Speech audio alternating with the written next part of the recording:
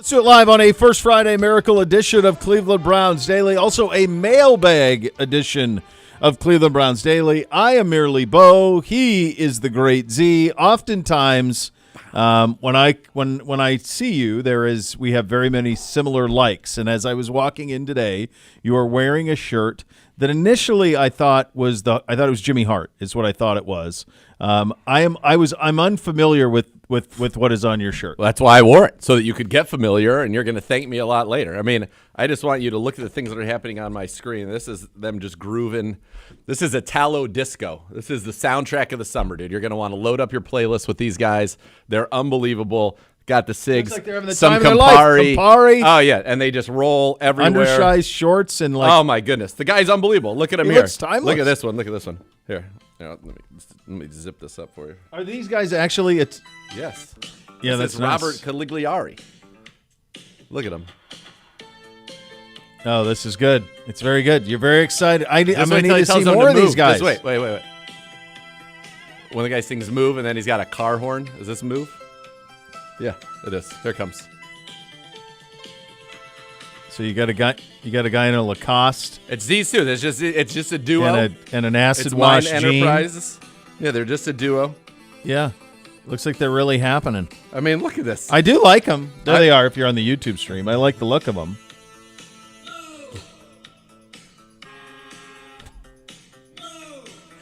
It's pretty good. I think without the visual, it's lacking. I think you need the visual. No, I can tell you. And then look at that. I don't know. I think the visual helps. And then they take a little Campari. Campari sip at the end. Let me tell you something. Do we think these are? We found out as I came in. No, they're legit. I've done the whole backstory. Okay, but I also came in here and I was told that there was some Montana Dynasty ranch. So I was told by my wife. I didn't watch that. That was, and it turns out they're from Missouri. Yeah, but this I know all about, dude. I'm well versed. I've got the merch. Do you know who these guys are? Does Kev know? Do you know who these guys are? I didn't until Z said something, but I've been able to find plenty of stuff on YouTube. Did you guys know who these guys are? Jordan and I are unfamiliar. They're blowing up. It just showed up, and now it's everywhere. If you go on X, watch one of their videos. It's going to be everywhere. What if they're not blowing up? And no, they are blowing up. Hold on.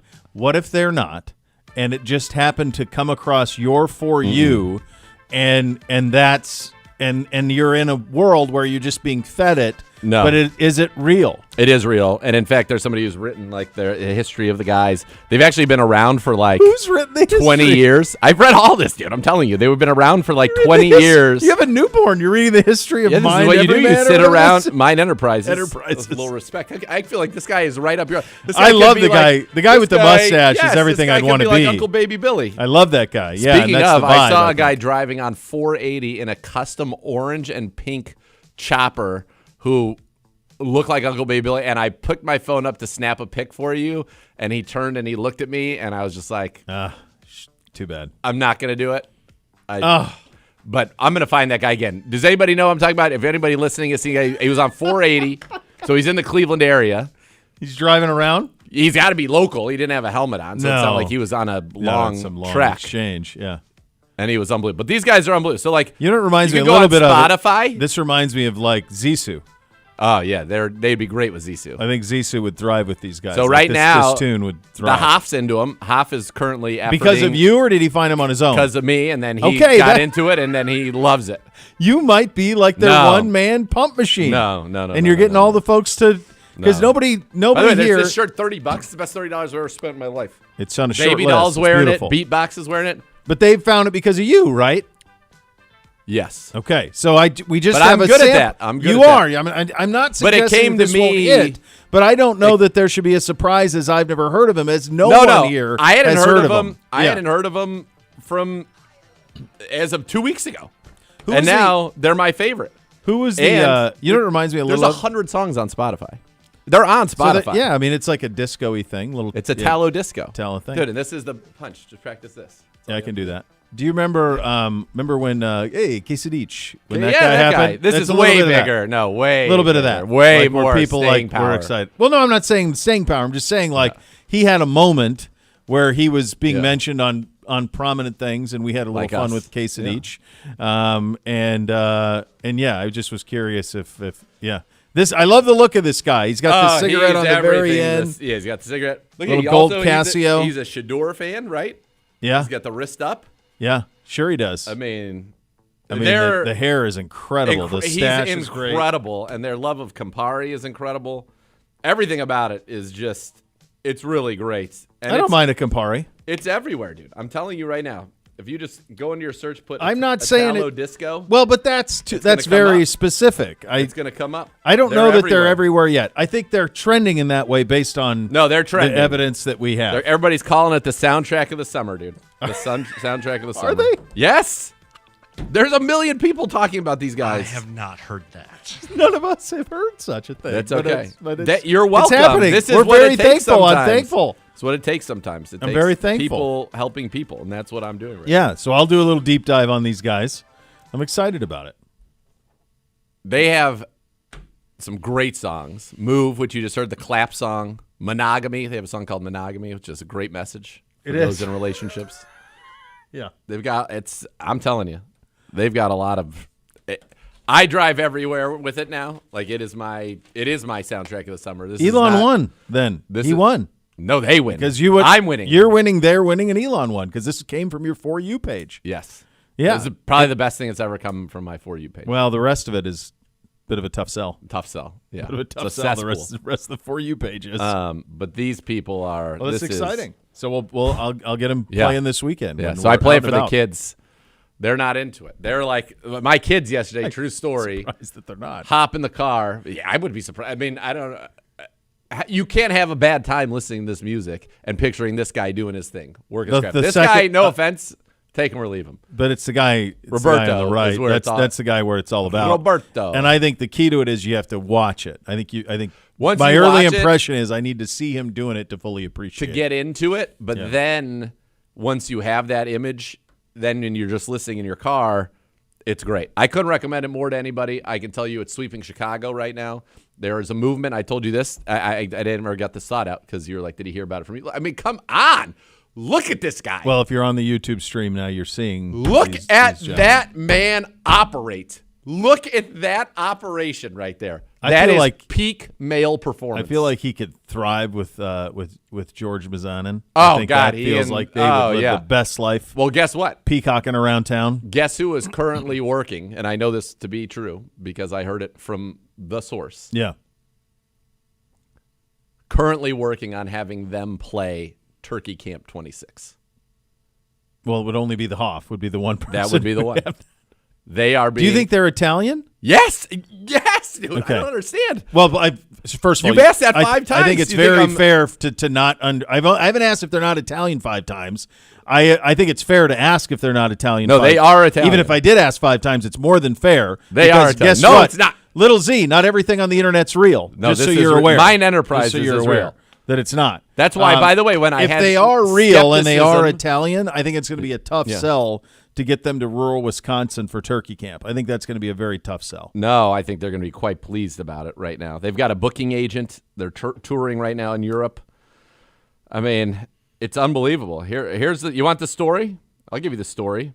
People are getting what they bargained for today. Goodness gracious, would you look at this on trusty steeds in Adidas Italian tracksuits? Should have been Fila's. Tells me they're not real Italians. It's a fair point. Those are beautiful, though. I'd really like to get one of those. They are, but I don't think they're Italian now. Mine Enterprise is the aesthetic universe and musical dream world of Turin Ray's producer Andrea Tirone. Born in 1985, draws from the fizzy synth-powered Italo that defined the era, groovy, disco-adjacent bass lines, hypnotic drum patterns, and cosmic keyboard odysseys that traverse continents. And then here we go. However, taking inspiration from his artist girlfriend's bold figurative style and his drummer, Roberto, who took a weird fashion turn a few years ago, he's more partial to a piece of retro athleisure wear. The result is often funny, but I'm doing it seriously. It's about trying to cheer people up. I mean, here we go, dude. This is what they're all about. I'm just hearing beautiful things in my ears right now. They're playing in Frankfurt on August 15th. Oh, this is a cover. And they're playing in, yeah, that's a great, they have a couple of great covers. They have, oh my God, Self-Control. They have a cover of You Take Myself, Take Myself. It is Crushed it. just dynamite. They'll be in Catania, Italy on September the 5th. which I'd like to be there, but I will be. That's 2 days before the Browns and the Bengals go to war. It's just they're great. I know you're laughing at me. You think I'm not being laughing farcical. at you. I've never heard of them as all. Me neither. As of 2 weeks ago. And what I do find funny, humorous, is your steadfast belief that everybody has heard of them, and this is sweeping the nation. No, yes. That I find entertaining. Yes. I'm not laughing at you. I find them to be very entertaining. Here's the crazy thing: is that they were like dead on the vine in 21. You don't say. Dead on the vine. But and all of a sudden, somebody resurrected it, and it made its way to me, and now I'm spreading the word, and people are loving it. People are absolutely... They're all over it. They're all over it. Yes. July 9th, they'll be in London. For those at of the you Ridley who Road are Market headed Bar. there next week. It kind of makes Those you of you on want to the just direct go flight. July 9th and just stay until our game. Is this the time to visit London in the summer? Would I that think be the so. time? I think so. Summer and early fall, I Yeah. would think, right? Nonetheless, the truth of the matter is They look great. I like the guy with Roberto. the mustache. You like a lot. Roberto? I like that guy. Roberto. There's a lot to like about that guy. There's a lot to like about that guy. He's got an Uncle Baby Billy vibe. Yes. He's got a he feels like one of those guys who'd fit right in with like Caleb Presley on Sunday Conversation. He's like one of those cats who would show up on Eastbound and Down season 6, like all of those. I feel like things. if McBride had heard of them. Okay, just a little context. 266,000 followers on Instagram. Yeah. So they're not Taylor Swift, who by the way was at JoJo's. No, they're not. Who was at JoJo's? My kids hop in the car. I bet they sprinted Try to get there. Circus. Did word circulate in Chagrin Falls that she was Oh yes, quick, and it was like wildfire. She's here. Tops. Fire Did they- departments all out there. Everybody's out there keeping law and order. Let me ask you something. 260,000 be- followers. Not bad. Yeah, but not. I don't think But I all think of us should know who he is. I think they're. They've been at it a while. You said 85? Yeah. No. Well, that's when he's born. So he's 40. I'd say that their peak, what was their pre-peak? Because now we're at a new peak. Now we're a new peak. Was maybe like 2019. Do you think it would be exhausting to be Taylor and Travis? Yes. Yeah. Yeah, I do too. Yeah. I think it would be very tough. Like you just want a meal. I take a lot of pictures at JoJo's. My meals are often interrupted. That times that by a billion. A billion Maybe times infinity. a billion. Times it by you couldn't- infinity. Yeah. Is it like that when you go to JoJo's? Does a text change go around town? Hey, Segura's here. Let's get. I made that joke to my kids last night because the last time we were at JoJo's, I actually took a couple of pictures and had multiple people interrupt me at dinner to ask me about Shador. So I was joking that I know what. Don't worry, I know what it's like. I know what It's this is fine. like, yeah. And no, they mocked me, and rightfully so. I was being facetious. Yeah, I think it would be 2 points for anybody who can spell that. I think it's a really tough spell. It's with an F, isn't it? It is F-E-T-I. F-A-C-E-T. Ooh. I know it starts there. Yeah. And I think it's T-O-U-S. I-O-U-S. Could be maybe? I-O-U-S. Yeah, it's a tricky one. Facetous. Yeah. Yeah, I think it would be very exhausting to do Yep, to I-O-U-S. where everything you do. You see why you end up in these. You try You to don't find do anything. and there's nowhere she can go and not Nowhere. be known like that. She's to that point of. I think that's why you see like whether our guys go to Asia. A lot of our guys go to Asia. In the off season, we hear a lot of them go to Japan. They go to Thailand. They go to those places. You see a lot of European soccer stars go to South Florida on their holiday because Yep. they can kind of have anonymity. Yep. Yep. But there is no place on the planet globes where Taylor Swift could have anonymity. Absolutely not. Doesn't exist. Absolutely not. I hope the people were good to her. I bet they were. There was reports they were golfing. I had people from out of town who are still connected in town said they're looking at homes in Chagrin Falls. I don't know if that's true. Welcome to the neighborhood. Come on in. Come on in. You'll be invited to my first Italo disco party. They'll be there. How about LeBron golfing here? How about it? Welcome home. Welcome home hat. He plays that game better than anybody, doesn't he's he? having a great time with it. By the way, I really thought 30 years. when we reconvene, Buddy, I did 12 minutes You're of gonna love excitement this. about it. No, I when was we 12 minutes reconvene, excitement of I'm gonna something. get- I don't know how much more 13. buy-in I can give you. 13 I'd never minutes. heard of them until I walked in. I find the guy you like the shirt. I You love like the shirt. I find You the like guy on the shirt. left to Yeah. be great. Yeah. I think the music's fun. I think you got to have the video for it. Sure, The sure, only sure. pushbacks I gave you was I don't know if it's sweeping the nation yet because we did a quick little sample size Fair, and fair, 5 of us fair. haven't heard of it. And then the other thing. Kids today. Am I Oh, right? Kev's not a kid. Am I right? I'm not a kid. Kids today. Am So I we right? hadn't. And then the only cross-examination I did is of the people who are loving it, how many were introduced to it by you? All of them were. in my circle. So it could Maybe it is. Maybe it will. I find them appealing. Right now, what I think of it is kind of. But like, I don't know that I want to say they're Taylor Swift. I don't No, know if I I'm said, ready no, they're not Taylor Swift. to say that. No. I think that it's a fun little thing. I think though. they could give maybe with in the right hands, right marketing, they could give Fallout Boy a run for their money or something. It feels a little bit like some of those things that happen where they have like It's a this fad. moment Yeah, and you yeah. have to take full advantage of this moment Yes. when you're there. Yeah. Yes. But then what's the next gear? I don't know. I just want this guy. I want a show about this guy. I want to I know think that everything guy. about him. I think that guy needs to get himself with Danny McBride, and then I Yes. think you can have that. Yeah, and then I think you take McBride's genius, you go to Italy, yes. and you do like that in Italy. Like, here's the story. That guy's the star. It's in Italy. Pick the town. Doesn't matter. And under McBride's stewardship, he is a techno music producing guy who had a moment in the 80s but has fallen out of favor and is trying to you basically do Eastbound and Down except Italy with discotheque. I'm in. There's the show. I do think I just did it. You're welcome. we'll take residuals. White Lotus season 2. Big miss not having these guys at a pool party one day. He looks like the guy He who's should have in been at a that pool one party. group with. He does. He looks like the guy at the group that goes. does. Where were they going? What was the name of the town they were going to? I don't know, but it was north. It was in Sicily, wasn't it? Uh-huh. What's the big town in Sicily? Wasn't it the main town?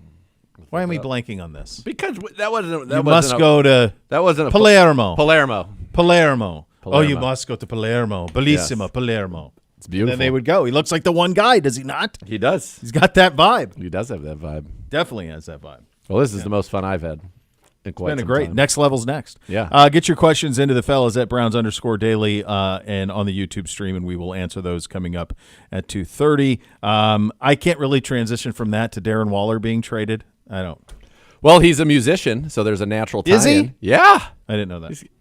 I bet Jordan knows. You've heard Darren Waller's Not a good one. bars, Not a good one, as Kevin. the kids are saying. Yeah, he's a musician. He was retired. He's now out of retirement, and now he's the tight end of the Dolphins. How about it? Yeah, I don't know about what they're doing. Well, Miami. how about it? Does he also was married to Kelsey Plum, I believe. That's right. Yeah. Is he kind of dropped the was- bag on that? I think yeah. he messed that one up. Do I have that right, Brock? They're divorced now, but they were married, yes. Yeah. Yeah, he messed that up. Yeah, he messed. Former client of Simsay. Simsay was with him early. Wasn't as kind after things got better for him. So Yeah, that's a shame. I'm not a big fan. Hate to see that. Hate to see anyone disrespect the great Simsay. Yeah. Did you guys see, speaking of WNBA, did you see Sophie Cunningham with her comments?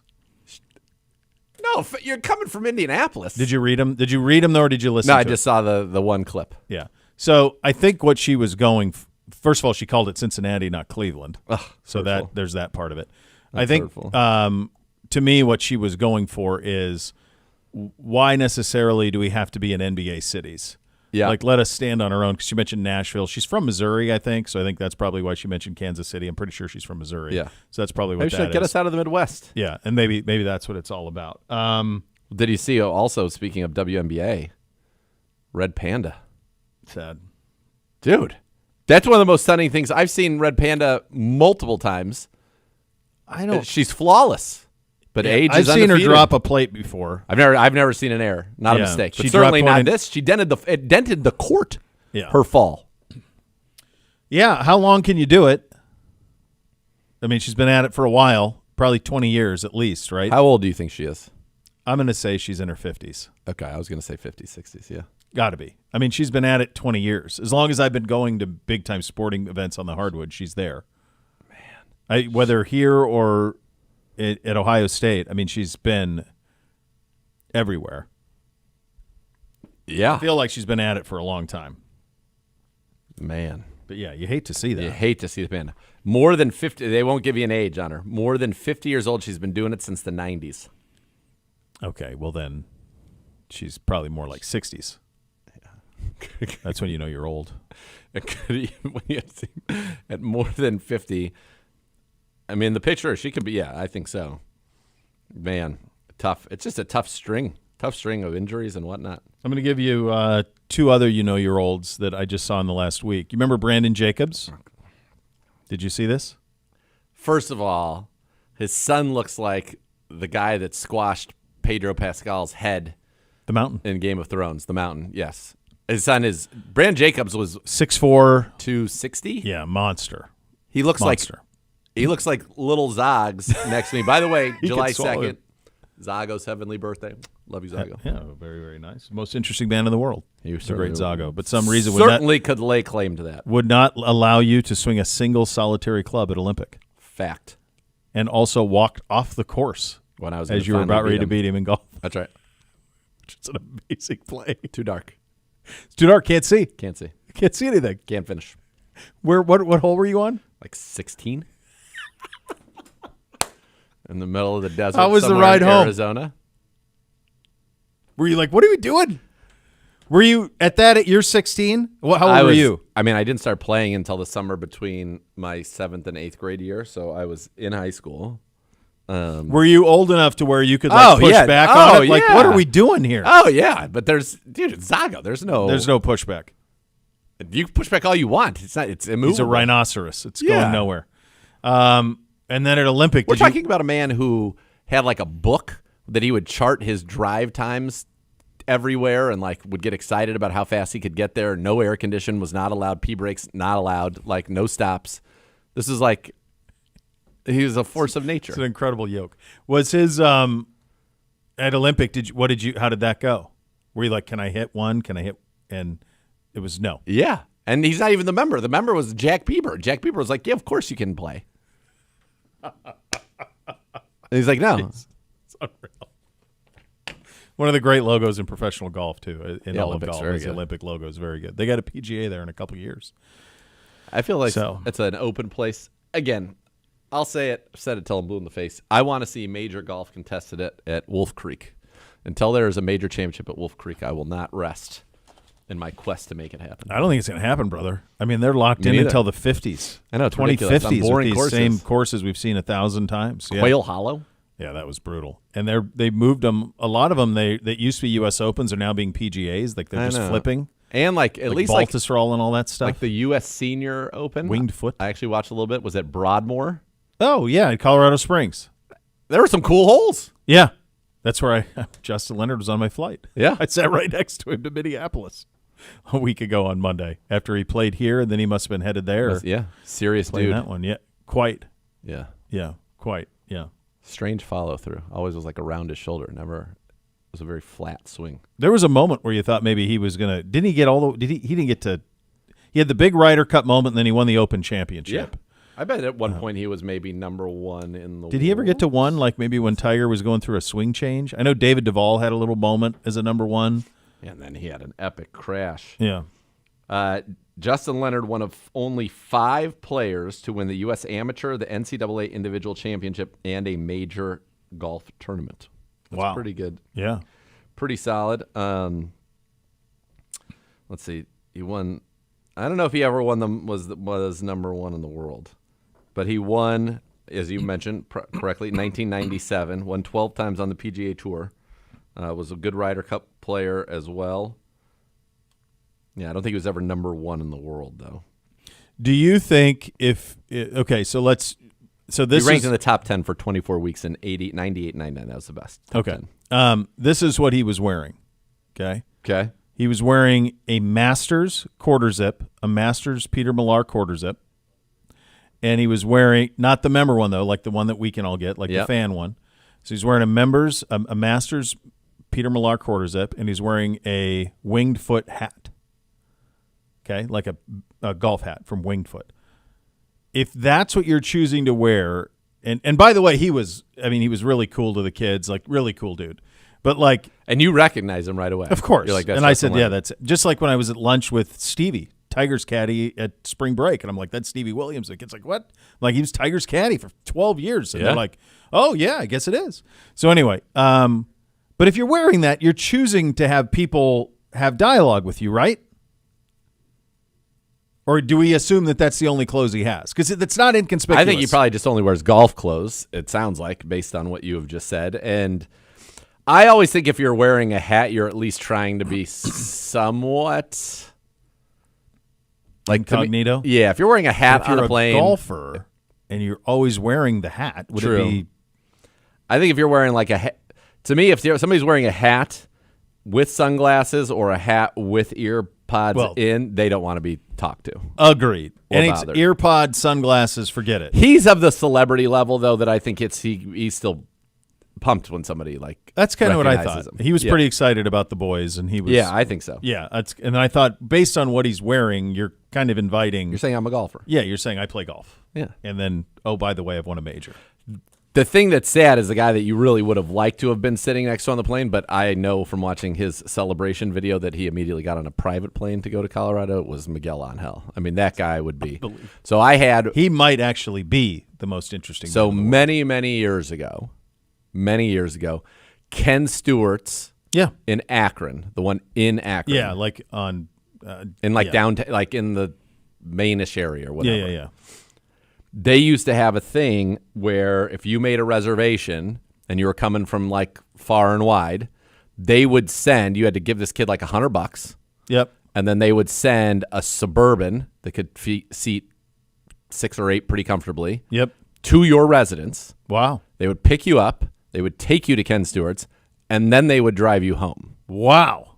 That's a hell of a benefit.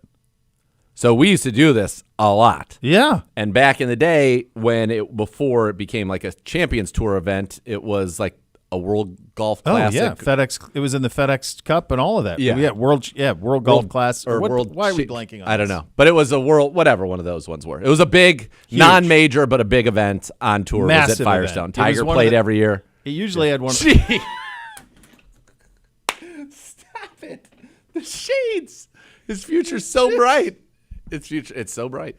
He's got to wear shades. I mean, he could absolutely run the outfit at Miramar. There's no question in those shades. Oh my goodness. He's ready to go. Yes, it was. The Firestone event was a massive World Golf. I think it was World Golf Championships. It was a WGC. WGC. That's what I think. I think you right? said it. Yeah, it just didn't sound right when we said it out loud. But yeah, it was the WGC Bridgestone Invitational. Yeah. Now it's the College Companies Championship, formerly the Senior Players Championship. Anyway, all the European guys would go to Ken Stewart's during that time. Yeah. And so if you ate in kind of in the bar area, there was the big giant painting of the giant bull. Yeah. Was in there. And we would go, and after a couple of years, we kind of figured it out. So we would always go that weekend, and like at the table right next to us would always be Miguel Angel and Parnavik, tons of those Euro guys, good all of them, group, and they were having like a great time. Miguel Angel's ripping, his stogie and all that, and the kid, one of his great regrets is that he didn't go really engage with Miguel Angel and go take a walk, and they thought they would have had a really good time together.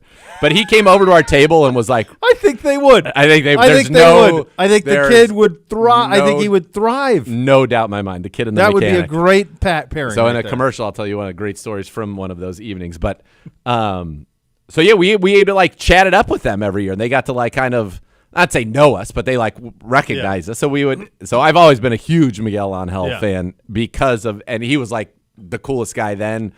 Coolest guy now. Yeah. Like, he's unbelievable. And he must have, either he comes from a lot, I mean, like golfers make a lot of money, obviously, but it's not like he won at a wide range, but he was always big with like the Ferrari collections and all of that stuff.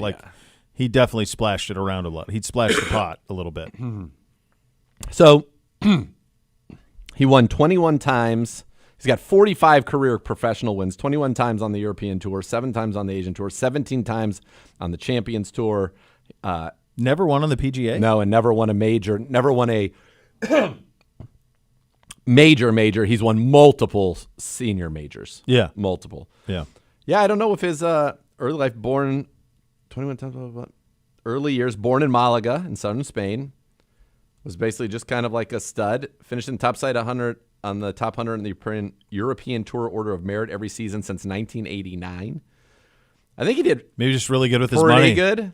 And I think he's just cool. I think brands he is, for sure. Just want to be with him because he's a stud. By the way, one of the biggest misses in marketing is when was that Dos Equis that had the most interesting man in the world and they let him walk? Do you remember that when they tried to recast? Oh, yeah. That guy was great. I once had dinner with that guy in... Like the actual actor who played actor, that. Yeah. Yes, because my agent at the time knew him. Yeah. I mean, that guy was... Dan Tana's in L.A. That's wild. It was me, my What an agent, odd place. Willie McGinnis, and him. How does that for? What an odd foursome. Yeah. It's a good meal. Great meal. Yeah, it's of like a course. classic. It's kind of Yeah, I know like a Dan classic Tana's, old yeah. school, yeah. Yeah, that's LA great. place. Yeah. That's very good. There you go. Those are your hot topics today, presented by University Hospitals, official healthcare partner of your Cleveland Browns. We will do the wide receiver room on the other side of this quick timeout. We're off and running. You listen to Cleveland Browns Daily. It's presented by Ballybet, official sports betting partner of your Cleveland Browns on 850 ESPN Cleveland.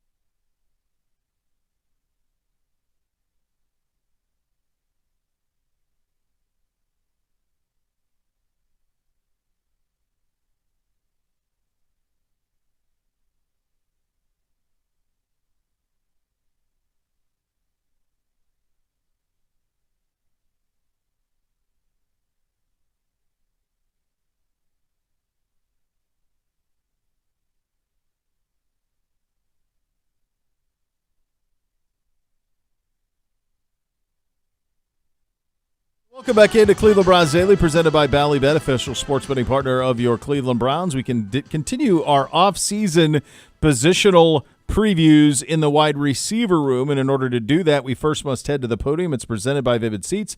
Purchase your official fan experience package today for the ultimate game day. Here's wide receivers coach Chad O'Shea.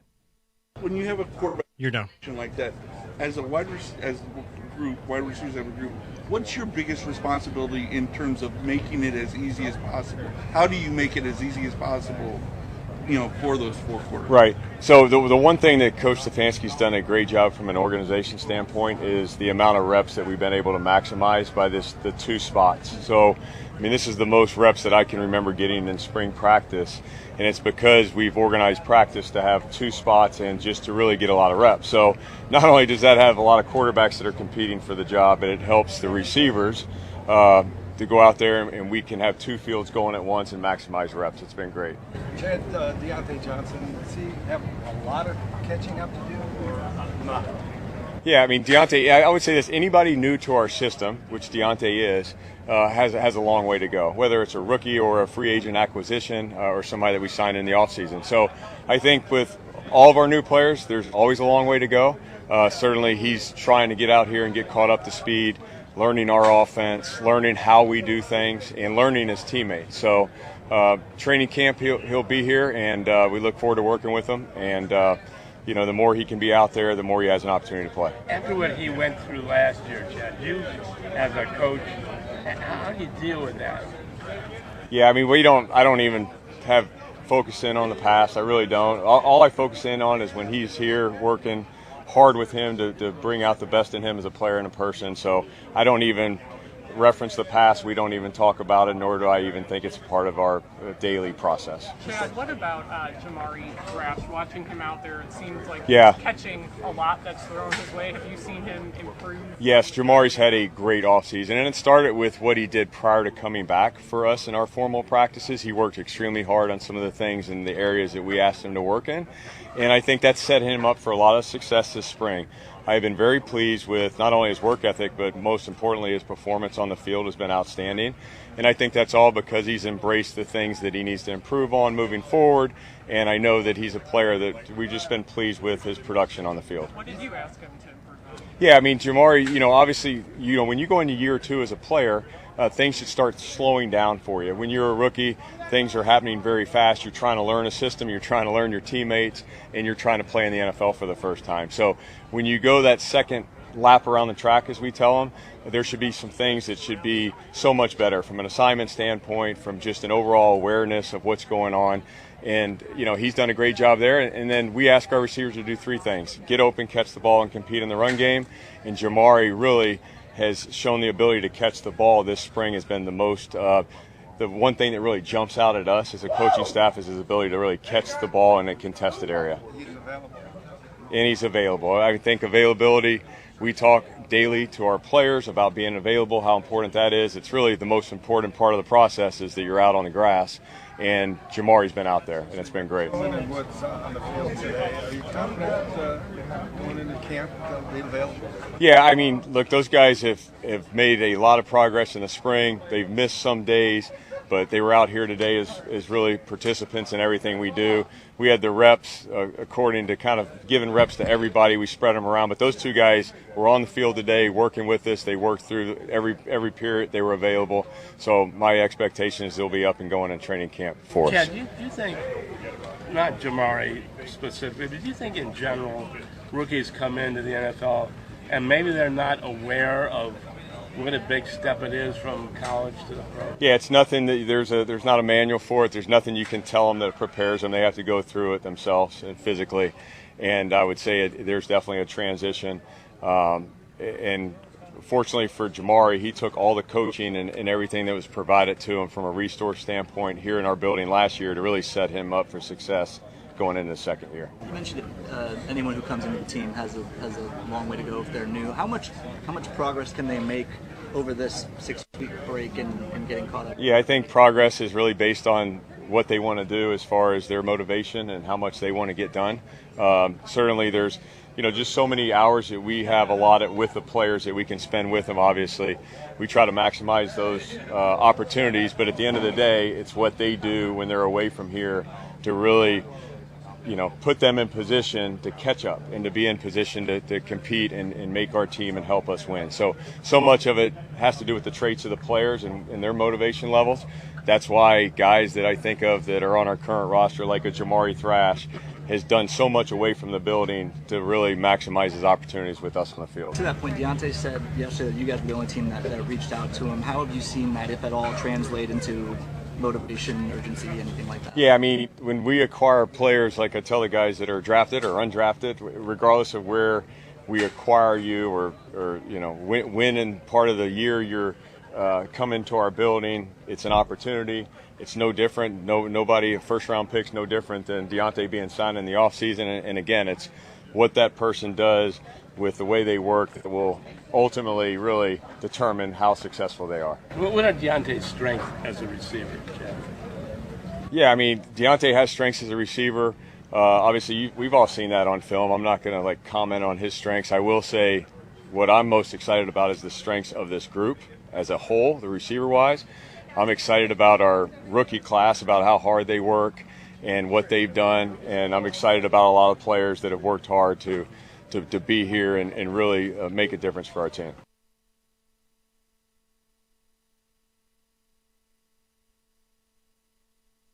There you go, Coach O'Shea from the podium, and now take a look at the wide receiver room, where this is my number one concern room in the operation, my friend.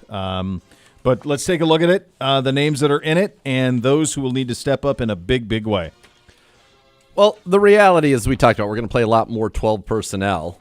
I do think, obviously, you've got Jerry Jeudy in this room, and Jerry Jeudy coming off of the best season of his career. That was another good wide receiver trade, it certainly appears, from Andrew Berry. Jeudy going to the Pro Bowl last year, career high in receiving yards, all of it. He's the clear number one. Now, behind him, that's where things get very interesting. Jeudy last year, 90, 12, 29, and 4. You've got Cedric Tillman. And I really think you really only have kind of right now 3 guys that you can sort of count on. And the reality is, I say sort of because of what I'm about to outline. I think you only have 1. That's why I said 3 sort of.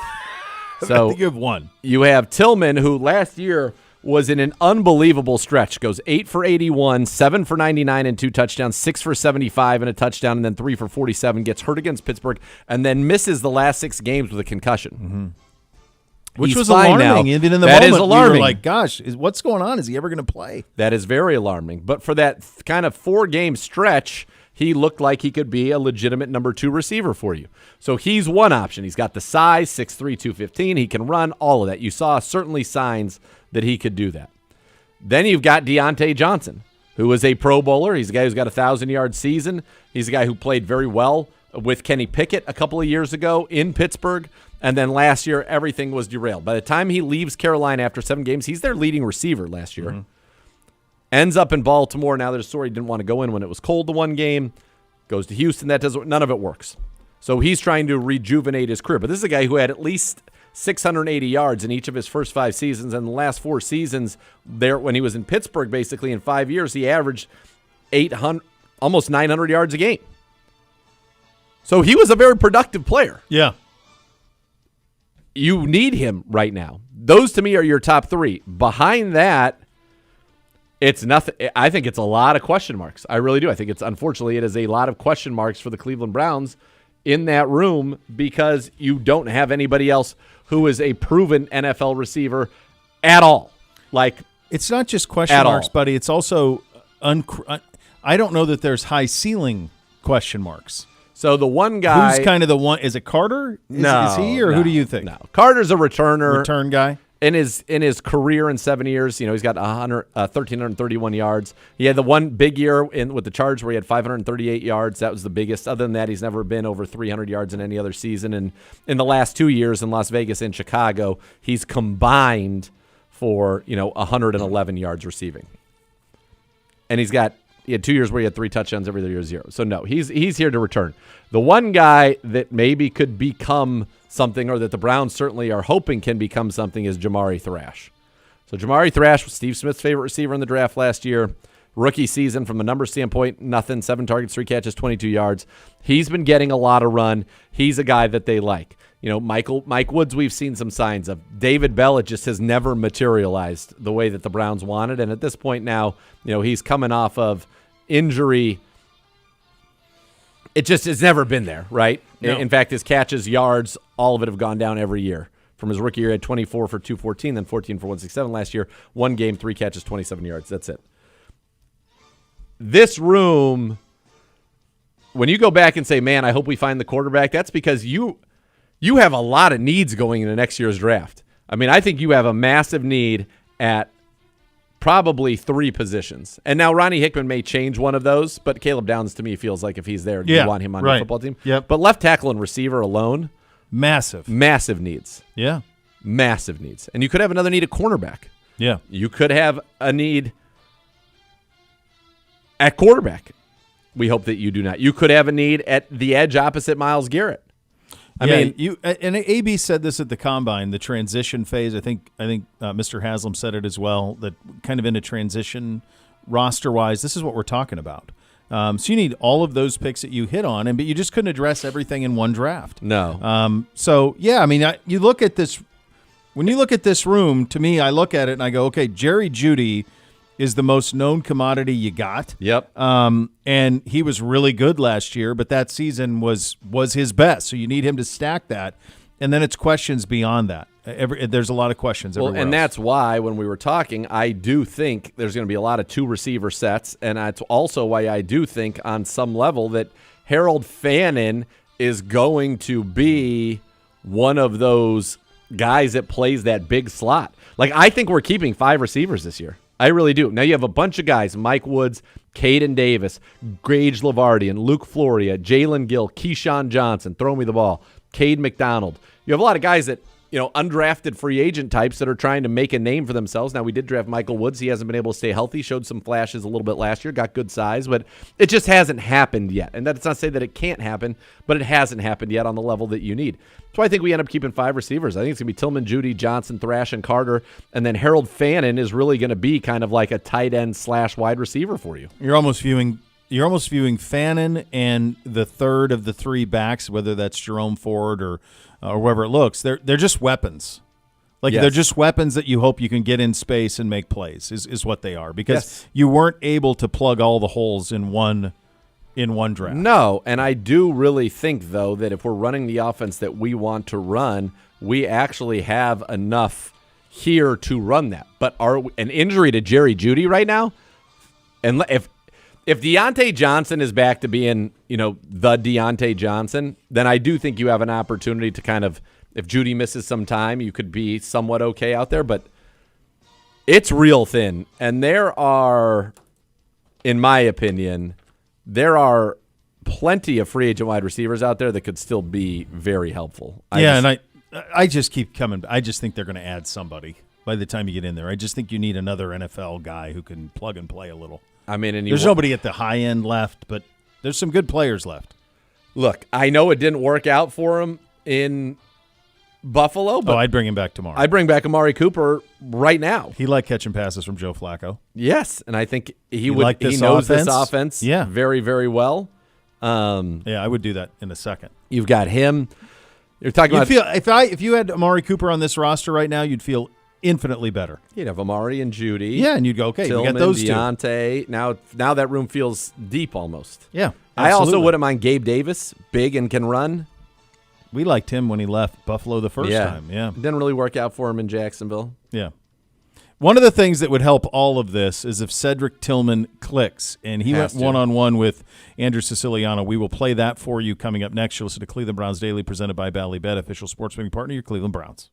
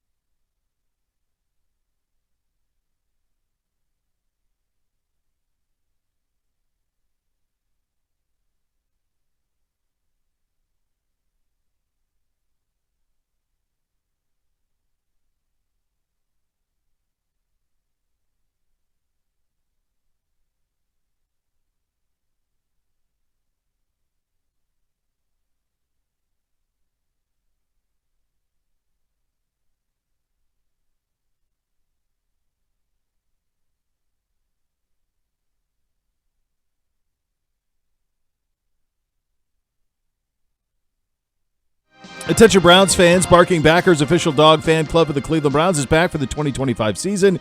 Get your pup in the action today with exclusive gear, events, and more. Memberships available now. Fetch yours today or gift a membership to a furry friend at barkingbackers.com. Barking Backers is presented by Milkbone in association with Embrace Pet Insurance and Pet Supplies Plus. This from the BPA, radio voice here, Cleveland Browns, Andrew Siciliano going one-on-one with Browns wide receiver Cedric Tillman. Cedric Tillman Yes, John. in the building. It's not really football. You're not playing football. You're not practicing. You're not on the field, but, like, you're back, man. How's it feel? It feels good, being able to come back to the city, being able to see the guys, the coaches, everybody in the building. We're all excited to be back here. Personally for you, with the way your season ended, missing those final 6 games, is it a little more special to be back here? Absolutely. Obviously, I missed the rest of last year due to an injury, so, just putting a chip on my back, and I'm more motivated now than ever. I know you want to look forward, not look back, but grant me that here for a minute. What were those 6 weeks like? Because we kept hearing you had the concussion against the Steelers, obviously. You're so close. Maybe Ced's back this week. No, he's going to be back next week. And then you never got through the protocol. What was that like for you? It was frustrating because I wanted to be out there more than ever. I felt like the offense, the passing, we were doing so good. But, unfortunately, it just played out that way, but I'm excited to be back. I was rude. I should have asked. Do you feel okay? Are you good? I'm 100% okay, everybody. I'm good. I'm ready to go. You're 100%, and you're 100% ready to pick up really where you left off. Said when Jameis took over there, full-time, Week 8, you had the 2 touchdowns against the Ravens. Said, by the way, starring on the Bark Tank podcast there, talking about his touchdown celebrations. We need some more of those. You had hit your stride. Like, the light went on. How ready are you to pick that back up? I'm ready to turn up even more, honestly. I feel like I was really just getting comfortable out there. So, just try to, last year is done, but, obviously just want to build up upon what I did and looking forward to this year. How do you feel about Joe Flacco coming back? And I was excited, man. I was like, man, we got Joe back. So, it's good to have his veteran presence in here. We all know what Joe can do, and we're all excited. Seriously, when you looked at your phone that morning, your reaction was... Let's go. Let's get it. Everybody was like, oh, you guys are getting Joe back. So, like I said, me and Joe, he was here 2 years ago. So, kind of have a connection already. So, I'm looking forward to it. And I know we talked a lot about what you did with Jameis last year midseason when he took over. If you go back to your rookie year, to your point, when Joe took over, officially the L.A. game down the stretch, your targets kept going up and up and up and up. Yeah. Yeah, no, like I said, I think me and Joe have a pretty good connection, and, we have all this time to just keep developing that. Dorian's not in the building. Got to ask you about that. How's that feel? Obviously, it sucks just because, I was my best friend. We grew up together, but, he has a different opportunity. He's with the Eagles, and I'm here with the Browns, and, we're both happy with our teams. What is this offense going to feel like? I know it's day 1 here, or day 2, right? I mean, you just got back in the building. But does it feel a little bit like 2023 again? Yeah, absolutely. We know last year, especially on the offensive side of the ball, that wasn't acceptable from the penalties, from just the production. So, like I said, it's putting a chip on all our back to really not put that on film again. Tommy Rees, OC. What's that going to be like? Man, it's going to be exciting. I'm really excited for him. Like I said, we got all great coaches. We all trust them. Who do you want at number 2? Ced, let's just talk draft. Browns are picking 2nd. You're laughing. Come on, I know you. There's somebody you want. Yeah. Who do you want, Cedric Tillman? I mean, I don't really know. I don't really know. We all know who the top guys are out there. Rather we get help on the offensive side of the ball, on the defensive side of the ball, or whatever. Whoever we get at 2, I trust an organization is definitely going to help our team out. Okay. Just work with me here. Okay. The idea of Cedric Tillman, Jerry Jeudy, Travis Hunter, what do you think of that? I feel like it's a lot of touchdowns. A lot of touchdowns. I feel like it's a lot of touchdowns. Could you deal with that? Can they deal with that? Are there enough footballs to go around? Yeah, there's enough footballs to go around. Would you also lobby to play corner if he were here? Would I lobby to play corner? Or can he play corner? No, I think he would play corner. Would you want to play? I can't. I would leave that to him. You know what I'm saying? I'm not a corner, but, I just play receiver. I catch the ball. In all seriousness, how hard would that be? Isn't that wild? I would like to see it. Obviously he's a great athlete, a great player. So I'm rooting for him. We're taping this, full disclosure, on Wednesday. So if it isn't Travis Hunter, it isn't Travis Hunter. We don't know. We're just talking about the possibility. You read the same things I read. Are you going in there, however, and pounding the table for your Tennessee guys, whether it's Sampson or Pierce or whomever? Do you want those guys here? Of course, I would obviously love to have, guys I've already played with college for. But, obviously that's not, my decision. But, I believe we're going to bring in the best guys possible. We do want to talk about your offseason, though. I was scrolling through IG. You did some European travel. Spain, how was that? Yeah, I went to Spain. I got an opportunity to go to Barcelona with some friends, and it was a really good time. That was my first time in Europe. Got to see the culture, got to go to a soccer game, and got to shop around a little bit. So I had a great time. FC Barcelona, what was that like? It was great. I mean, I've never been to a soccer game, so to go to there, for that to be my first experience, I think it was like 4-0 in like 10 minutes. So I didn't even know that happened in soccer, but that was really cool to see. Did you play soccer as a kid? Yeah, I played for like 2-3 years, and I was like, nah, I'm not doing this no more. You weren't any good? I was so young. I don't you were the best. Yeah, I was probably the most athletic one out there. Okay. So probably I was the best one. After we get done here, obviously there's the OTAs, the mandatory minicamp. Do you have anything else planned for your summer before training camp? I don't know. Like I said, it's a big year, not only for me but for the team. So, try to get my fun out, in the spring and stuff like that. So now when we get back, we're just rolling. Okay, so if he goes to a soccer game, it'll be in Columbus, or there was a good one here. There you go. Huntington There you go. Field a couple of days ago. Cedric Tillman, good to see you. Good to see that you're feeling well, and can't wait to see you back out there on the field. Thank you for having me. All right, there you go. Second hour of the program is up next. We will pick our quarter-century offensive line. This is a good list. Very, very good list. Yes. We'll get to that. And the mailbag coming up next. You're listening to Cleveland Browns Daily, presented by Ballybet, official sports betting partner of your Cleveland Browns.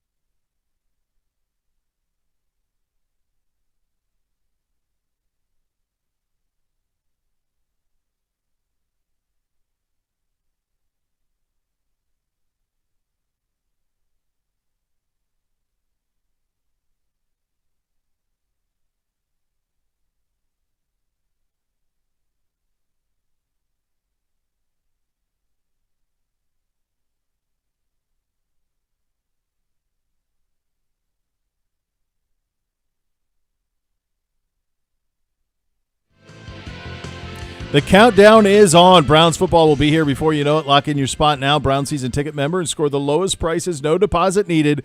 Buy online and check out your view with every epic matchup of the 2025 home slate. Visit browns.com/tickets now. Putting together our task right now, my friend. There he is, a great Podes. Is to put together. You're not on. Is to put together the Browns quarter-century team made up of players since 2000. We are picking the offense this week. Our task right now is to pick the offensive line. As we stand right now, we have 6 players on our team. We have the 2 quarterbacks, Baker Mayfield. Are you keeping a running tally? Or do you want Yeah, to I got you want me it. to I am do not doing it You want an very- Excel spreadsheet? If you have that. Yeah, I can do that. All right. Derek Anderson, Baker Mayfield are on as your quarterbacks. Bake is your starter. Your running back room is 4 deep. It is Nick Chubb starting. It is Jamal Lewis. It is Peyton Hillis. And it is Kareem Hunt. So that's where you stand as we are 6 out of – we were thinking 25-25. Yep. Okay. That's kind of the way that would go. So that's where you stand on that. Offensive line is going to be, I would think, a bloodbath. Although maybe not. Maybe there's just some no-brainers. I think there are probably 9 no-brainers, and then we'll have a little bit of a debate on the 10th. So we've got, let's see, our running backs. We got Nick Chubb. Yep. Did you go through all these already? Yeah, Nick Chubb, Jamal Lewis, Peyton Hillis, and Kareem Hunt. Hillis and Kareem Hunt. I like that room. We don't really have like a true. We're gonna just beat people up, but we don't have a true like third down back. But that would be Kareem. He could do some of that, yeah. All right. And now we're going on the offensive line. Offensive line. All right, so let me make a tackle. Let me ask you this before we get into these names. How many NFL franchises over the last 25 years would have a better representation of offensive linemen who played for them than us? Not many in terms of you're talking all pros and Pro Bowls and all of that. Not many. Not many. Because we have. Maybe Cowboys had a good run there. I'm pretty sure. Hold on. Let me be 100% sure. We have a first or a second team all pro. I'm pretty sure at every single position. Yes. Yeah. On our offensive line. Right. So I don't think anyone else would be able to pull that off. And then the other reason I wanted to bring that up is inevitably, as I am around town, people will come up to me and say, well, who did we get on the offensive line? And I will fire back, who cares? With all due respect to the great Hoff. And the reason for that is we've had the best offensive lines in football for large parts of the last 20-plus years and haven't won. Yeah, because you need the quarterback. You need the quarterback, man. Like, these guys are awesome. One's a first ballot, all-time, all-game left tackle. The great Hoff. You got the Hoff. I mean, this is crazy, this list. First ballot. But it's one playoff win. Conklin, 2-time first-team All-Pro. Mitchell Schwartz is a one-time first-team All-Pro, 3-time second-team All-Pro. I mean, and those are your 3 tackles. Yeah. Now I think we might add a 4th tackle, but we might not. Then you've got your guards. Joel Bitonio's an automatic. Wyatt Teller's an automatic. Yep. I liked Johnny Greco. Absolutely. Fine man. And Yep. then we'll leave it at 3 for now. Yep. Because you got Greco, or you'd have Zeitler would be kind of that third guard, but because I'm personal friends with John Greco, and he's a heck of a dude, I like John Greco. Yep. He was on those lines. Now, he and Zeitler, neither of them, Zeitler's a one-time Pro Bowler, went with Baltimore. Neither have been an All-Pro. But Zeitler was not a Pro Bowler with the Browns. So you got those 3. And then your centers, you got Alex Max, I think a 7-time Pro Bowler, multiple-time All-Pro. I think 1 first and a bunch of seconds. Let me see. 1 first and a bunch of seconds. Alex Mack is 3-time second-team All-Pro, 7-time Pro Bowler. Jeez. So your starting offensive line is multiple. How many first team? Mack, Bitonio, Teller, Thomas, Schwartz, or Conklin. Conklin. Probably Yeah. Conklin. Yeah. Probably as a Brown, Conklin has a first team All-Pro. Schwartz didn't, but Schwartz in Kansas City was a first team and then 3 second teams the 4 years after he left the Browns, and we thought he should have stayed with the Browns. So you could make either way. And Bitonio's 2-time first team, 3-time second team. Teller, I think, is 2-time second team. I mean, you're talking about, 2-time second team. You can't put a better offensive line, No. I don't know, in the NFL franchise. No. There's probably somebody I'm not thinking of, but No. That's an incredible list to put on there. Yeah, and then you've had tremendous play at the center position. Now here's where we could maybe debate it. So Posick has played very well for the Cleveland Browns. Mm-hmm. J.C. Treader played very well for the Cleveland Browns. Did Treader was he a second-team All-Pro 1 year here? No. He missed it? He was a Pro Bowler, though. He didn't miss a snap. The guy was never a Pro Bowler either. Really? And it's weird. He and Posick were always top 5 or top 3 in some cases in like PFF. PFF, yeah. But never got that kind of recognition. Boy, I would have thought JC made a Pro Bowl. That's surprising. All right. So I think we've got Thomas, Conklin, Schwartz, Bitonio, Teller, and Mack. Those 6 are like automatics.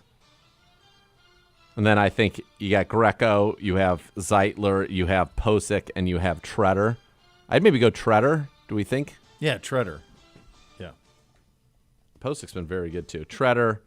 And then the question is, the other thing with do you JC, throw in a fourth tackle? JC came in here and did great. 30-minute Game of Thrones reviews with us. Yes. And then he was the head of the NFLPA. Yeah. So our top. I like Johnny Greco's versatility, and he's just a lovely human. So to me, he's in. Great. So I got the 3 tackles, locks, obviously, Hoff, Conklin, Schwartz. 3 guards, Teller, Bitonio, Greco, that's to 6, and then Treader and Mack is 8. Maybe we go, because Greco can play center as well, maybe we go Zeitler. I'm not opposed to that. And then I want to put on, just because I love him, I want to put on DeWant. Well, because I think we need a 4th tackle. So your conversations for that, there really aren't any. There aren't many, any. When he's been right, he's been awesome. Dominant. Absolutely awesome. He's a lovely human. We'll put him on there. So I have no problem putting him on there. And he gets to learn behind the greats. And listen, the fact of the matter is the guy has handled T.J. Watt multiple times, handled Micah Parsons, he's handled Nick Bosa. He's handled them all. All right, so we are at our 10 on the offensive line. Yep. Are J.C. Treader, Alex Mack at center. Yep. That gets us to 2. Our 3 guards. 4 guards are Greco, Zeitler behind Bitonio and Teller starting. That's right. So those are your 4 guards, and then your 4 tackles are Hoff, Jack Conklin, Mitchell Schwartz, and DeJuan Jones. Easily the best position group on the team. And it goes easily. Dude, it's an all-time NFL position group over the last 25 years. I really don't think anybody could do a better 10 offensive linemen. It's going to be Philly. The teams that maybe could be in the conversation would be Philly, Dallas, Baltimore. Yeah. But I think that might be the end of the list. Yeah. Yeah. And it speaks to the moral of the story, though, is without the quarterback, it doesn't matter. Doesn't matter. Doesn't matter how great they are, because you just the wins don't come. But that's 10, so that gets us to 16. 16 on offense so far. Yep. And we're gonna have a pretty solid tight end room's decent. Well, we're gonna do that coming up next. Beautiful. We'll do the tight end tight end room coming up next. You'll listen to Cleveland Browns Daily, presented by Ballybet, official sports betting partner of Cleveland Browns on 850 ESPN Cleveland.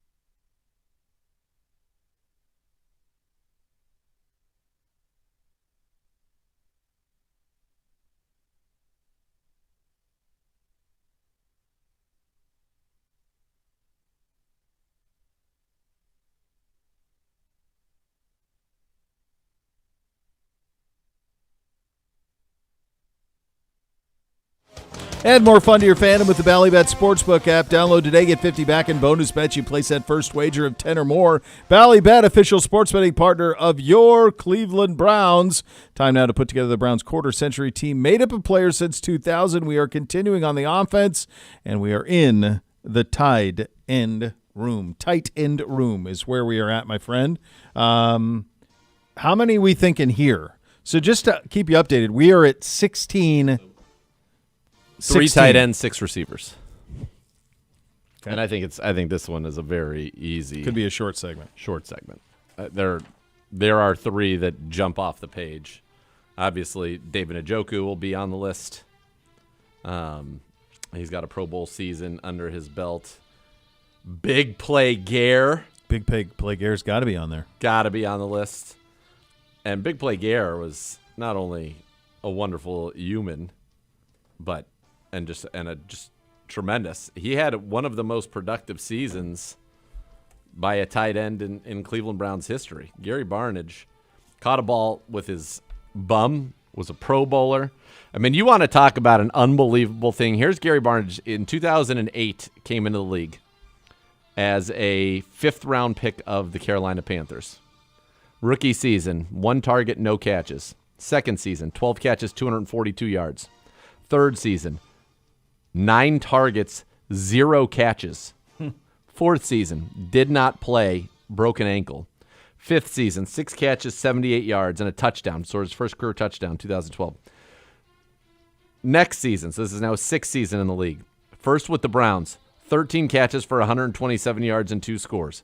2014, 13 catches, 156 yards, no scores. 2015, 79 catches, 1,043 yards, and 9 touchdowns, and goes to the Pro Bowl. He had more receiving yards that season than he had by far combined prior to that. By far. Then he has 55 for 612 and 2 in 2016, and then he's done playing. That's pretty wild, right? His first 6 years in the league produced basically 600 yards, and his last 2 years in the league produced 1,652 yards and 11 of his 14 career touchdowns. But Gary Barnidge, 2015, Gary Barnidge gets on the list. And then you're going to have, I'm pretty sure it's 2014. Cameron? Jordan Cameron's going to be on this list. 2013, I'm sorry. 80 catches, 917 yards, and 7 touchdowns. He made the Pro Bowl that year. So we got 3 tight ends who all made the Pro Bowl. Njoku, Gary Barnidge, and Jordan Cameron, who was a heck of an athlete. Jordan Cameron, concussions, and it ultimately ended his career. Heck of an athlete. Winslow would have been on this if not for the off-field stuff, which is just an unmitigated disaster and quite honestly tragic. But he had a couple of years back-to-back where he's pretty good here. He had a 2-year stretch with us. He actually had 3 really productive years in Tampa, which I completely have forgotten. He went 884, 730, 763, 3 years in Tampa. Who would that have been the quarterback for Tampa in those years? Is that like a Josh Ferguson? Freeman? Josh Yeah. Freeman, maybe? That would be my guess. Josh Freeman. Yep. Yeah. Josh Freeman in 2009. They He went really 3 and had 13. Josh Freeman in 2010. They go 10-6. He only played 10 games in 08, but in the 2 years before that, 89 for 875, 82 for 1106. Yep. Then 43, and then 77. Then he goes to Tampa, 77, 66, 75, and then it's done at that point. Yeah, it's big year with the Browns, obviously. 1107, 1106. Remember, he started off looking good, and then tore his ACL, I want to say, wasn't the opening kickoff of the 2005 season in Dallas? He got hurt on the motorcycle. Yeah. Currently serving a 14-year prison sentence. Maybe he got hurt his count rookie of rape. year in Dallas. Let me see. Jeez. Yeah, he gets hurt his rookie year on a kickoff in Dallas in the second game. Then he gets hurt on the motorcycle. That's how he tore his ACL and misses 2005. Yeah. It took a while. I mean, it was – but then once he started, he was good the next 2 years. But either way, he's out. So, Yes. Chief, Big Play Gare, and Jordan Cameron. Not a bad group. All Pro Bowlers. Not bad. So we're at 19? Yep. And we'll We're have the at 6 19. receivers, which the receiver group is not a bad group. Well, no. I mean, no. You're gonna have Jarvis, and you're gonna have Josh, and you're gonna have Josh Cribbs, and you're gonna have Odell, and you're gonna have Amari, and you're gonna no. Well, I mean, and the you're wide gonna have to receiver look was pretty good. Braylon had that massive There's going to be year. a tough cut then because you got Gordon, Landry, Braylon, Odell, Amari. Do we have to do that, Judy, When Cribbs. we don't have receivers on here, but should we just do that now? Because the next week you're doing defense, right? Yeah, we can do receivers now if you guys want to. We got 5 minutes of it. I think we can probably hash it out. I don't think we're going to miss anybody. Josh Gordon's an automatic. I think Jarvis is automatic. Okay, Jarvis is automatic. Fine with that. He was the second person I put down. I think Amari's an automatic. So Amari is a one-time Pro Bowler with the Browns, but back-to-back 1,000-yard seasons. Was the first Browns receiver to do that. Okay. And he has a single-game record. Yep. So I think those three are locks. Okay. So I kind of think – so Braylon's in for the 2007 season. It's just – and it's unfortunately just isolated 2007 Braylon Edwards. Right? I mean, don't you think he has to be? Yeah. 1289 and 16 touchdowns. Yeah, 16 touchdowns. Second team All-Pro. I do think that. So Okay. I think those four, yeah. So they're in. Then I think you Joshua mentioned Cribbs. And Cribbs is not really going to be a receiver for you, but he's a part of this team in the sense that he is going to be your kick returner, punt returner. He's first team All-Pro, 3-time Pro Bowler. Yeah. So yeah, there's he's 5, in. and then who's the sixth receiver? I honestly think. Is it Odell? No, I think Jerry Jeudy's one season is better than Odell's one season. Jerry Jeudy's Is best there anybody season, we're missing in the early 2000s? Go ahead. I can read you guys the list I have. Go ahead. Kevin Johnson, Dennis Northcutt, Quincy Morgan, Josh Gordon, Jarvis Landry, Josh Cribbs, Braylon Edwards, Jerry Jeudy, Amari Cooper, Odell, Greg Little, Mohamed Massaquoi, Andrew Hawkins, Terrell Pryor, Brian Robisky, Donovan Peoples-Jones, Travis Benjamin, and Rashard Hollywood Higgins.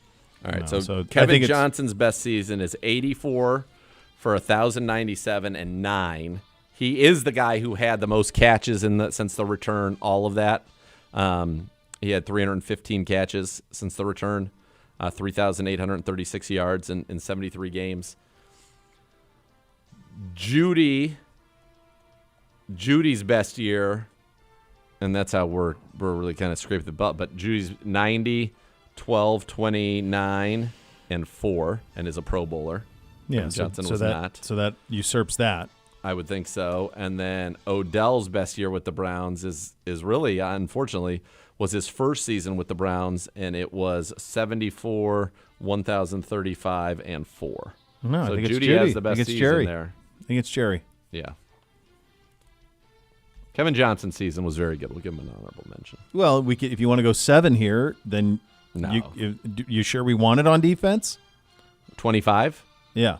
We'll see. We'll leave that as a possibility. Like Be the Cribbs, next one. Cribbs in. is the wild card because you could have, so if you wanted to put Kevin Johnson on here, Cribbs could Let's see where we get on defense. I think we might be better than we think, but we might not be. Yeah. I mean, you want to know the moral of this story? You have to have a quarterback. Everything else lines up. Everything else is fine. Yes. Everything else is fine. Yes. But you spent 25 years looking for the guy. And that's why you don't have the success, because everything else holds up with it. That running back room you could put up against anybody. That offensive line room, I think it might be the best. The wide receiver room is more than fine. And you're running out there peak Josh Gordon on one side. Peak Josh Gordon's a top 5 receiver in the league, period. Yeah. No, I mean, it's yeah. Josh Gordon with Landry in the slot, and on the other side you could have the year where Braylon was. Yeah. I mean, Braylon was very highly regarded coming out. Yeah. And Amari was Eddie a 16. stud when he was Amari. here. Yeah. No, it was, yeah. The quarterback, that's how you get in these spots. We'll open up that mailbag, and we don't ever do this.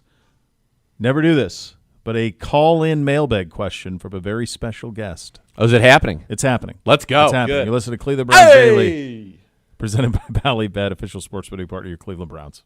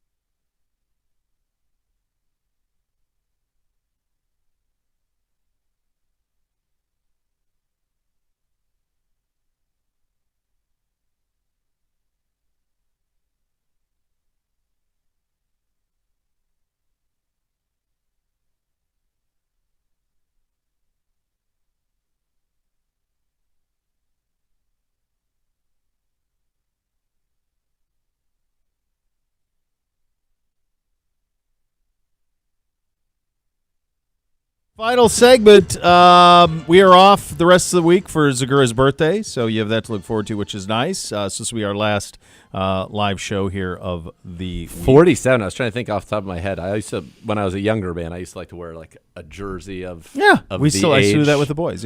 Yeah. John Lynch. 47 would be John Lynch or Kirilenko, right? Yeah, AK-47 would be a cool one. And John Lynch. Those would John be Lynch probably the best. Those would be the. Is there a those would be two. creamsicle John Lynch floating around? Got to be. Yeah, I see Younger they're bringing me would back have had it the. for sure. They're bringing back the creamsicles in white. Yes, white, that's which they should. Just like the Broncos ones should be back in white. They should be back in white too. Seattle is going to bring back a white one too, a white version of their of the Largent ones. So it's time to open up that mailbag. There most certainly is a John Lynch white. Oh yeah. One of the constants of the mailbags has been the great. Hey, Bobby! Hey, Bobby! And we don't ever do this. I mean, we don't take calls. We don't do it. But he's a birthday boy. Yeah. He's a good, clean boy. And He's it's a a good boy. mailbag. Hey, Bobby! Happy birthday, buddy. What do you have for us? Oh, thanks, boys. How is it going today? Bobby, you share a birthday with Zago. You share oh, a come birthday on. with Kayla's grandfather, Krampa. Share a birthday with Ashley Monaco. Nice. Zach Hembry. It's a good list, Bobby. Yeah, good list. Good list. And the great Dabo. Oh, and the great Dabo. Dabo. Yeah, Dabo. Come on. The legend in Australia. Hey, come on. I love Australia. Me Love too. the Bluey. Oh, Bluey's big. Great. Big Bluey guy. Yeah, Bootsy loves it. Go Get ahead. ready, Z. Get ready. I Bluey believe he's all probably day. going to be in my life, yeah. All right, what do you have, Bobby? It's great, though. All right. So, for most of my life, my mom's family went on vacation this week, and it usually went horribly wrong. There's usually a time where the adults would just, all the childhood trauma would come out. Oh, man, that usually sounds midweek, fun. and then they wouldn't talk for 2 days. And then Wow. Saturday, everybody would have adult beverages and be best friends again. So have you ever had a family vacation go horribly wrong? Because I have. Bobby, great job out of you. Yes, happy birthday. Happy birthday, buddy, as always. Thank you. And we appreciate your loyalty and devotion. And so And love. hope you had a great birthday, buddy. Yes. All right. So, yes. On my mom's side, there were what he just described happened a couple of times. Here's the deal. Family shouldn't probably always hang out that much, especially once people become fully formed and they get out from under the yokes. This was a big part of, like, a lot of our vacations as kids was we would have to do these, like, week-long family things. And some of them were bloodbaths, man. They really were. So I can empathize with what Bobby is dealing with there. Yeah, we had those, yeah. Interestingly enough, like, I can't think of really any on my side that have gone that way, but I've had somewhere others that I was adjacent to. Families have. So you were an only child. Correct. And what about But my mom's like Zago's one of side? 8. So like, there Zago's were side. tons. What about? So my dad is just my dad's side. So it was my cousin Danny. We never really So went smaller. on. Yeah, that side was Yeah. small. My mom's side was big, but we've always had. They're seemingly a pretty fun family. They've always Yeah. been fun. We go up to the lake with the Linebargers and stuff. It was great. Yeah. Yeah. All right. Yeah, no, but others have been just insane meltdowns and brawls. Ugly. There's no winning in those awkward situations. No. It's hard though too because you have, there's like childhood resentment that now it can go off the rails pretty quick. Oh yeah, I've seen it happen. All right, what do you have for us there, young Brock? Hey, guys. First from the YouTube stream from The Complainer. Which of these gets us more wins in 2025? Having the number 1 offense and number 32 defense, or having the number 32 offense and number 1 defense? Number one offense. We went through this. It's not close. Absolutely. Yeah, it's not Not even close. close. It's one of the Yeah, it's really one of the simplest. It's just that simple. You'd had that entire spreadsheet. We did that right around in the playoffs that had like the data of like top 10 offenses or top 5 offenses. I think it was your top 7 because there are 7 playoff teams. Yeah. Top 7 offenses. You made the playoffs, I think, 86% of the time over the last 5 years. And if you were a top 7 defense, it was like 60%. Yeah. Like it was statistically significant. You need to be an offensive football team. Yeah, it's just kind of that simple. There's really no other way around it. So it just is what it is. It's just where the sport is. From James the Ringer, would you rather coach your kids' sports and have to deal with the parents, or not coach and not be allowed to cheer loudly for your kids? Hardest thing about coaching my kids is they can't ever win an individual award because I won't give it to them. So, and they know that. So, like, even if they are the best player, I don't give them anything. Even if they are the best teammate, I don't give them anything. I just think that makes it tough when you're coaching other people's kids and you're like, oh, I think that's a tough spot. So I don't do that. So that's the hardest thing. I don't, obviously when I'm coaching them, I'm not cheering for them. But I don't even, it's funny that that was phrased that way because they asked me to do it and so I do it. And I enjoy the heck out of it, but it's really being able to spend more time with them is why I do it. It's not really the other parts of it, not the actual games. It's really the practice and the time is what I enjoy the most about it. But I loved when I got to coach Artie Buckets. Yeah. It was great. Yeah. No, it's really rewarding. It's awesome. And guess what? There aren't enough quality coaches. So if you think that you would like to or you'd be good at it, go to wherever your kids play and say, hey, I'd like to coach. And my guess is they'll let you because there aren't enough. Yeah. From the Generic Show, other than Z's discovery that he mentioned earlier in the program, what are your favorite musical discoveries of the past couple of years? Musical discoveries. Ooh, that's good. Hold on. All right. I'll tell you one that I don't remember where it was pretty obscure. It's funny how this is the first thing that came to mind. It was pretty obscure the first time I heard it. Heard this musician sing. But I remember being in college. It was before YouTube.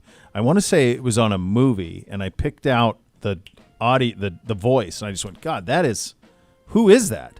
And it was actually Amy Winehouse. Oh, man. And then she blew up within a year. She blew up, and then unfortunately she passed. But she had a stretch there, and it was something so distinctive about that voice that the first time I heard it, I thought, well, that feels like a star. I like that. The two that really came to my mind immediately was when I was a kid, the first time I heard Sadness or Cross of Change, Enigma, I was like, this is just so different, and I loved it. Yep. I can't say like, and then the other one that I felt like I was way ahead of the curve on, and this is shout out to Miss K, was Vance Joy. Yeah. I really like picked that. Yeah. Vance Joy, and he blew up and has done very, very well for himself. And then there's another one that is kind of like lower key that I like their music, LP, and she writes a lot of, they write a lot of the stuff for other stuff that you have heard, like big songs, but also has their own albums and stuff, and very cool, unique voice. You know who's really good at that in the country realm is Taylor Sheridan. He put Zach Bryan on a stage at a Montana State Fair before he did anything on Yellowstone, maybe season 2 or 3. He had an episode where he had Zach Bryan and Lainey Wilson. Yeah. Before either one of them popped at all. But he must have, whatever it was, he had a gift for it, and then they exploded after that. Trying to think. There's some, I'm looking at my liked songs, and obviously Mind Enterprises is certainly one of them. As I'm scrolling, and I'm still stuck in there. There is, she has a song called Notre Dame. Let me see, I can find her name real fast. That is just another kind of I just think her sound is cool, and it's kind of like medieval sounding to me. You want to know the most? Paris Paloma is her name, and she's got some cool songs that I really dig. It's different. It's a different style, different sounding, but she's got some stuff I really, really like. The most excited I've ever been of hearing a song was in college. There was a and I don't know. I have a feeling that you're going to know what this is. I still to this day don't know the artist that did it. Okay. But it was a. You remember Closing Time, Semisonic? No. That's what I think of college. Well, that's a good one, yeah. Do you remember Fish? Of course you know Fish, right? Trey Anastasio and all that. So it sounds like them, but it's a version of them, of somebody like them singing Gin and Juice. Do you remember this song that went around when we were in college?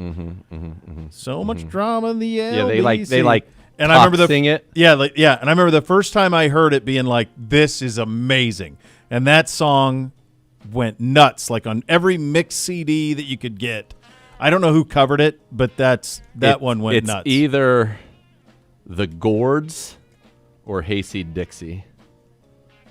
Yeah, one of the Gourds is that seems to ring true. Be careful because it does have that. It's not safe for work. Yeah. That's it. That's it. That's it. Right there. That's it. Yeah. Be careful. Easy. Yeah, the Gourds. Yeah. Gourds. Yeah. By the way, Bobby is so excited. Not only did we have him on in the flesh, baby, he's also back to it. Do you prefer Hootie and the Blowfish or Blues Traveler? Well, the hook brings me back, so I'm going to go Blues Traveler. Probably Blues Traveler, but I will say Darius Rucker is amazing. Totally. Like he can cover Purple Rain. Like he's got that type of juice to him. He's awesome. You know, I also really liked for a while that obviously he was much more mainstream than I realized he was at the time. Meatloaf. I had never heard of him until Objects in the Rearview Mirror.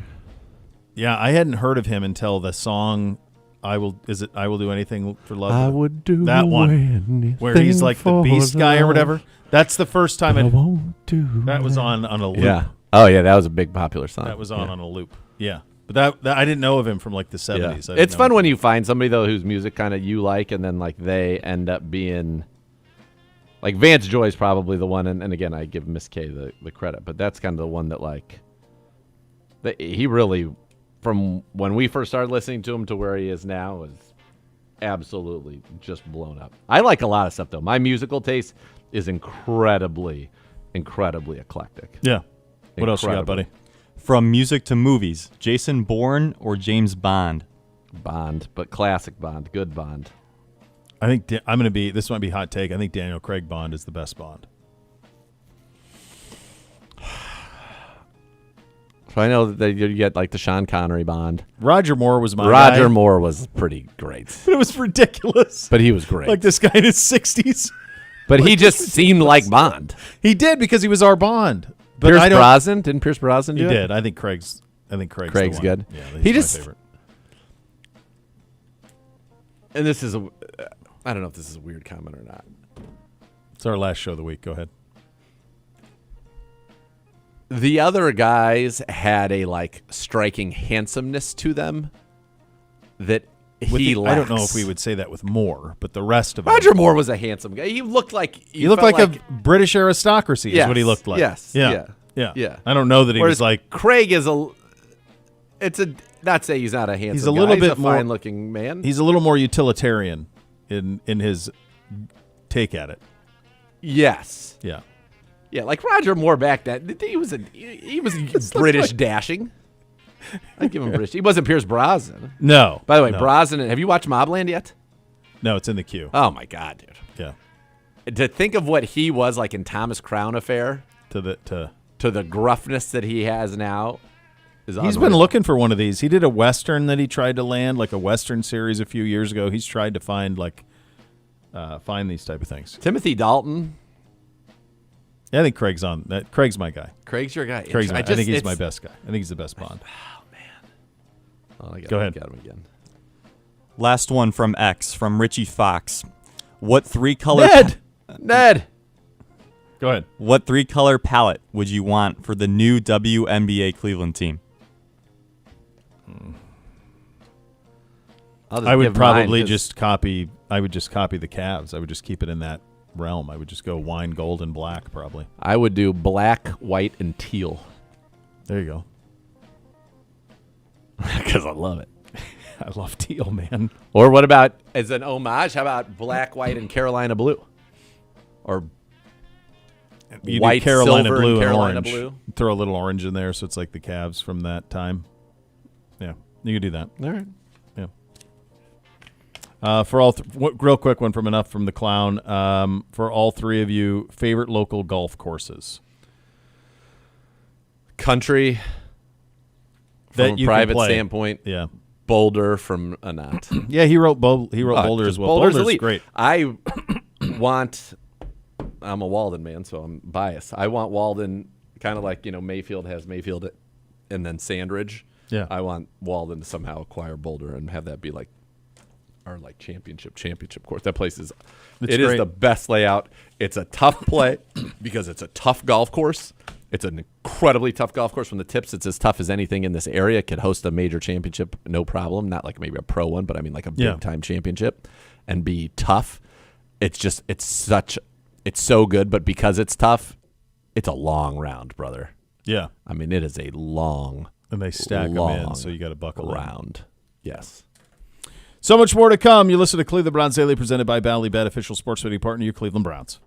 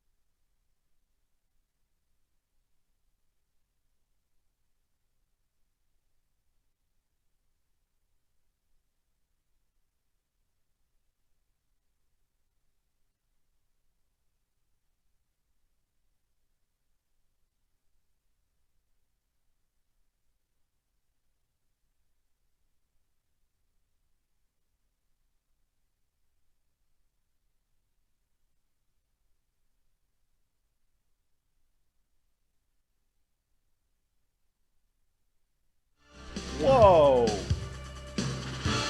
Whoa. What is this? I'm already. What is this? I'm on already my packed vacation, up. dude. I took my my typical 3:00 McDuration early, so Took it early. streamline right out of there. Get out of I think here. I'm gonna go hit some golf balls.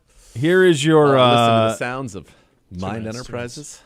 Here's your weekend. We'll be on. This will be our last live show until the 14th. So we have a series. 11 days. I can't do it. What is going on? I can't do it.